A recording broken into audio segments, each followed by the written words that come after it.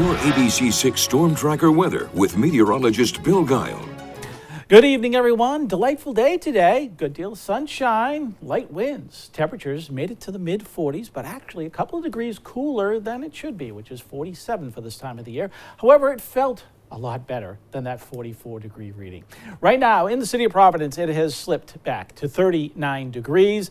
The dew point is on the rise, though, and that's because of the wind direction out of the south at 5 miles per hour. And these numbers, the dew points in particular, are going to continue rising through the overnight. The temperatures will eventually as well, but they're going to level off for the rest of the evening, pretty much where they are right now.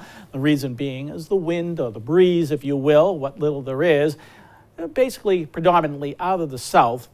And that's the way it's going to stay most of the overnight hours. And you can see region-wide, most everybody's in the upper 30s now at this hour, or low 40s if you're down along the coastline because of that wind off the water. So let's take a look across the country, and we find more warm air all the way back through the Mississippi River Valley, where temperatures are once again into the 50s and 60s. And this air mass, look at it. You can see the little nose just pushing right up and through the Ohio Valley. Guess what? It's coming right at us. But that'll be followed by cooler air as we get into the second half of the weekend. Although when I say cooler, it's actually kind of putting us back to near normal, like what we had today. So here's what's going on with the weather map. Now, here's the storm system that we're watching. It's building through the upper Midwest, but it's going to be tapping on some of this moisture here to the south that's now growing through Kentucky and Tennessee. And that's going to be forced up into the northeast here. But for tonight, things are staying nice and dry and calm and quiet as the clouds will be gathering towards daybreak. But tomorrow, it's periods of rain for about a 4 or 5 hour window, some of which could be briefly heavy, but it hits right around late morning through the mid-afternoon.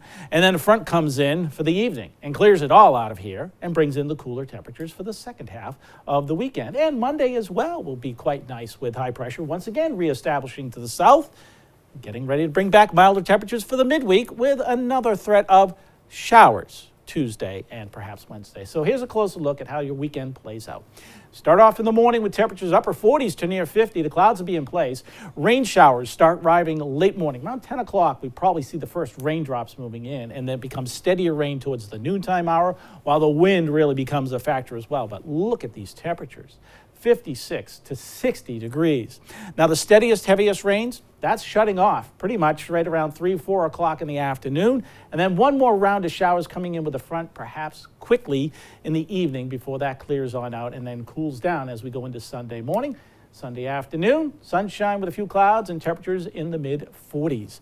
Rainfall amounts are going to be on the order of about a half-inch region-wide, a little less towards the Cape and the Islands, but the wind, that'll be the other factor.